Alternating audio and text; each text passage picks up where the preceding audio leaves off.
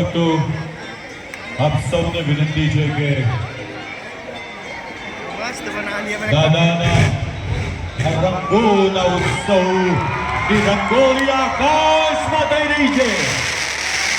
આપની નજર આકાશમાં, આપનો મોબાઈલનો કેમેરો ઓન અને આપના મોબાઈલના કેમેરાની અંદર કેદ કરી શકો છો દાદાનો આ રંગોનો ઉત્સવ. તમામ યજમાનોનું આપણે નાનકડું અભિવાદન કરીએ.